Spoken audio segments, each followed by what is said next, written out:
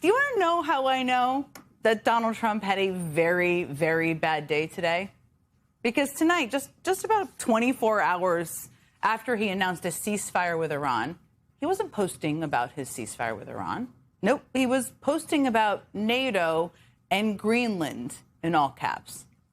And I will tell you, I mean, posts about NATO and Greenland in all caps are kind of a dead giveaway that things are not going well elsewhere. And yes, in what is perhaps the least surprising turn of events, Trump's big 2-week ceasefire deal with Iran is kind of falling apart. And why is it not surprising? It's not surprising to me at all. Because despite all the claims that the U.S. and Iran had come to some sort of a historic ceasefire, as they shouted it from the rooftops last night, it seemed like they never actually agreed on the basic parameters for negotiating the biggest issues. I mean, they never agreed on how the Strait of Hormuz would reopen and whether Iran would continue to control it. They never agreed on whether or not the ceasefire included Lebanon. They never agreed on whether or not Iran having the right to enrich uranium as part of their nuclear program was even on the table. None of that was apparently nailed down before this deal was announced last night. And so today, it all fell apart. Not surprising at all. Iran's Fars news agency reported that the Strait of Hormuz has been reclosed over Israel's continued strikes in Lebanon. Bloomberg reports that just 3 ships actually made it through the strait. Before the war, 135 ships sailed through there every single day, just to give you a sense of the context there. And Iran is reportedly hoping to extract payment from ships for safe passage, a real boon for Iran, something they have already been doing. Throughout the day, Iran continued to fire missiles at our Gulf allies in the region. And by this afternoon, the Speaker of Iran's parliament had accused the United States of violating the agreement altogether, saying, quote, in such a situation, a bilateral ceasefire or negotiations is unreasonable. So, everyone, less than 24 hours later, other than that, everything seems to be going great. Now, on the question of what Donald Trump has actually achieved in this war of choice that he is now desperately and unsuccessfully trying to unwind, well, all Trump needed to do, and I bet he was doing this, we know his TV habits, was turn on his favorite Fox Morning show today to know that he has achieved basically nothing. The president demands we have not reached any of those objectives. I have full confidence that the president is going to find some way to make this happen. But he said that we want to dismantle all major nuclear facilities. That has not happened. The end of uranium enrichment on the soil, they're still enriching. The transfer of the enriched uranium stockpiles out of Iran, that hasn't happened. The acceptance of intrusive international inspections, they're still not willing to do that.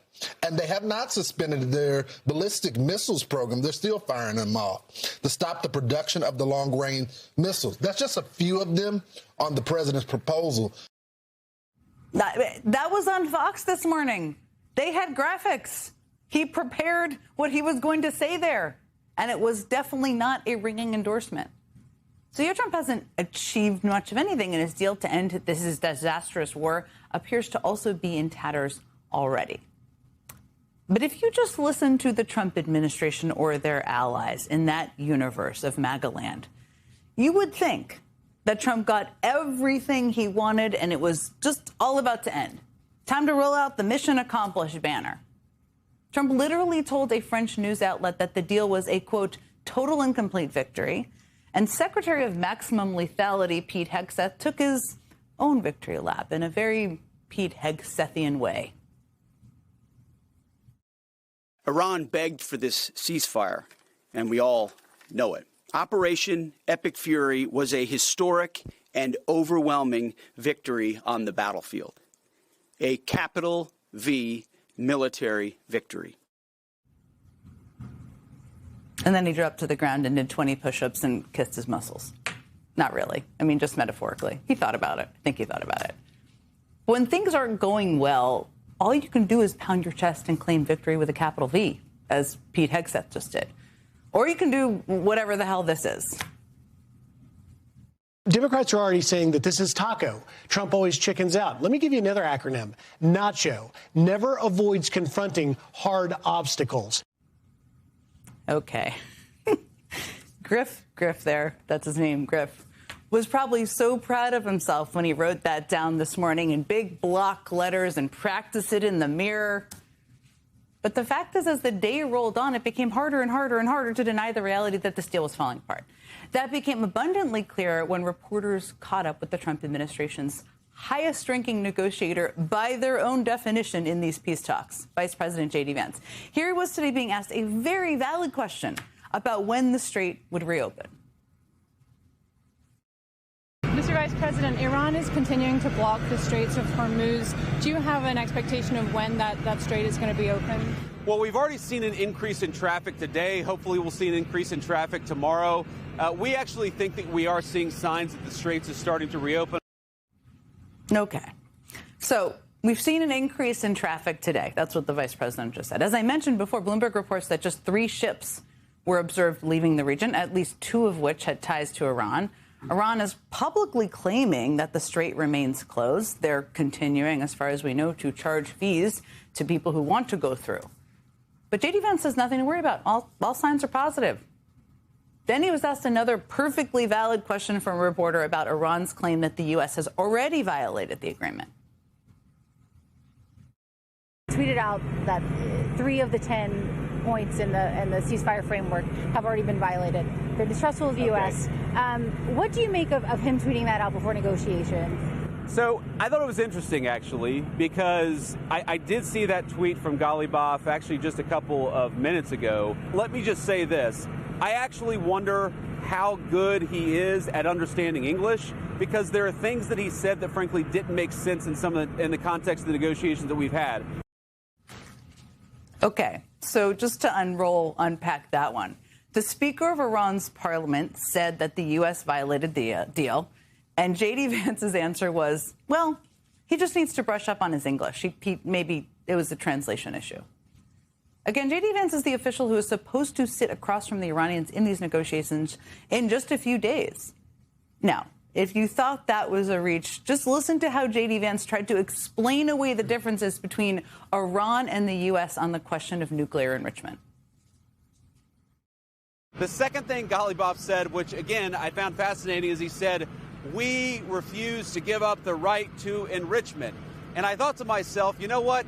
My wife has the right to skydive, but she doesn't jump out of an airplane because she and I have an agreement that she's not going to do that because I don't want my wife jumping out of an airplane. I have so many questions.